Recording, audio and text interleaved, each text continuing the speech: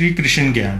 एक औरत रोटी बनाते समय। एक औरत रोटी बनाते बनाते ओम भगवते वासुदेवाय नमः का जाप कर रही थी। अलग से पूजा का समय कहाँ निकाल पाती थी बेचारी। तो बस काम करते करते ही एक धड़ाम से जोरों की आवाज हुई और साथ में दर्दनाक चीख। कलेजा धक सा रह गया। जब आंगन में दौड़ के उसने झांका तो देखा 8 साल का चुन्नू चित पड़ा था, खून से लथपथ। मन हुआ धाड़ मार के रोए, परंतु घर में उसके अलावा कोई था नहीं। रोकर भी किसे बुलाती, फिर चुन्नू को संभालना भी तो था।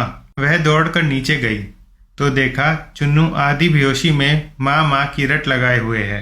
अंदर की ममता ने आंखों से निकलकर अपनी मौजूदगी का एहसास करवाया। फिर 10 दिन पहले करवाए अपेंडिक्स के ऑपरेशन के बावजूद ना जाने कहाँ से इतनी शक्ति आ गई कि चुन्नू को गोद में उठाकर पड़ोस के नर्सिंग होम की ओर दौड़ी। रास्ते भर भगवान को जी भर के कोसती रही, बड़बड़ाती रही, हे कन्हैया, क्या बिगाड़ा था मैंने तुम्हारा।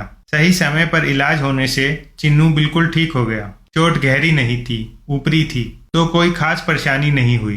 रात को घर पर जब सब टीवी देख रहे थे तब उस औरत का मन बेचैन था, भगवान से विरकत होने लगी थी। एक माँ की ममता प्रभु सत्ता को चुनौती दे रही थी। उसके दिमाग में दिन की सारी घटना चलचित्र की तरह चलने लगी। कैसे चुन्नू आंगन में गिरा कि एकाएक उसकी आत्मा सिहर उठी। कल ही तो पुराने हैंडपंप का पाइप का टुकड़ा आंगन से हटवाया है, ठीक उसी जगह था जहां चिन्नू गिरा पड़ा था। अगर कल मिस्त्री न आया होता तो उसका हाथ अब अपने पेट की तरफ गया, जहां ऑपरेशन के टाके अभी हरे ही थे।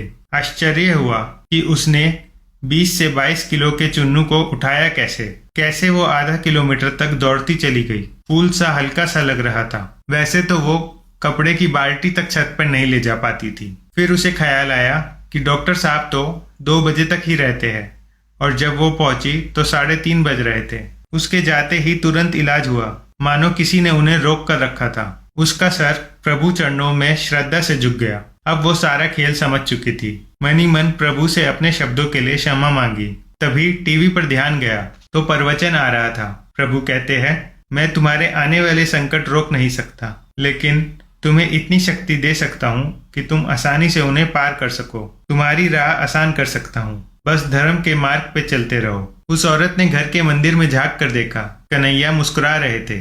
हम बहुत बार संकट के समय या खुशी के पल में ईश्वर की कृपा लक्षण समझ नहीं पाते, पर बाद में यह एहसास हो ही जाता है कि सिर्फ ईश्वर की ही कृपा थी। ऐसे वक्त श्रद्धा, आस्था और धैर्य बनाए रखें। आपने भी अगर कृष्ण जी की कृपा महसूस की है तो जय श्री कृष्णा कमेंट में लिखना ना भूलें। और आप हमारी वीडियो कहाँ से देख रहे हैं ये भी बताइए। धन्यवाद।